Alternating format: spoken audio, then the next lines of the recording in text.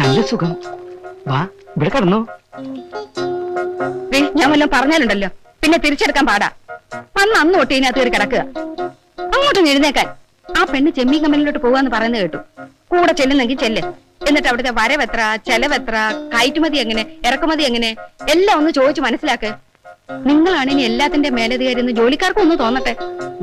എല്ലാത്തിനും ഒന്ന് വെരിട്ടി വിട്ടേക്ക്. ഓക്കെ, നല്ല തെറി വിളിക്കാം. എന്റെ സങ്കടം അതല്ല എന്റെ ദൈവമേ. പിന്നെ നിന്റെ സങ്കടം എന്താ? നിങ്ങൾക്ക് അല്പമെങ്കിലും ബുദ്ധിയും വിവരം ഉണ്ടായിരുന്നെങ്കിൽ ഇവിടെ കിടന്ന് വലിച്ചു കൂടായിരുന്നോ മനുഷ്യ? മതി, നിർത്ത്. ഞാൻ ആരാണെന്ന് നിനക്ക് കാണിച്ചു തരാം. എന്റെ ഈശ്വര, ഒരു തുണി എടുത്തു കൊടുത്തൂടെ മനുഷ്യ? പൊന്നുസേട്ടാ പോവാം. ഇന്ന് എന്തൊക്കെ പ്രോബ്ലംസ് ആണാവോ ഉണ്ടാവാൻ പോകുന്നത്. ഫാക്ടറി ചെന്നിട്ട് ഞാൻ എന്ത് ചെയ്യാനാ പൊന്നുസേട്ടാ? ആകെ ഒരു ടെൻഷനാ. ആ സ്ഥിരപ്പെടുത്താത്തവന്റെ പേരെന്താ? എന്താ? പാത്രസാരഥിയോ? പാത്രസാരഥിയല്ല, പാർത്ഥസാരഥി. എന്നെ കണ്ടാവും ബഹളം ഉണ്ടാക്കും. അവനെ ഞാൻ നോക്കിക്കോളാം. ആഹാ, നിർത്ത് നിർത്ത്. നിക്കുമോളെ. മോള് കുറച്ചങ്ങനെ നീങ്ങിരുന്നേ. എവിടേക്കാ? നിങ്ങൾ അങ്ങോട്ടാ? ഞങ്ങള് തീരുമാനിച്ചില്ല. നിങ്ങൾ എവിടേക്കാണ് തീരുമാനിച്ച അവിടേക്ക് എന്നെ ഞാനും. മോളെ കുറച്ചങ്ങനെ നീങ്ങിരുന്നേ. എടോ, വണ്ടിയുടെ ഉള്ളു തുടച്ചിട്ടുണ്ടോ? ഇല്ല.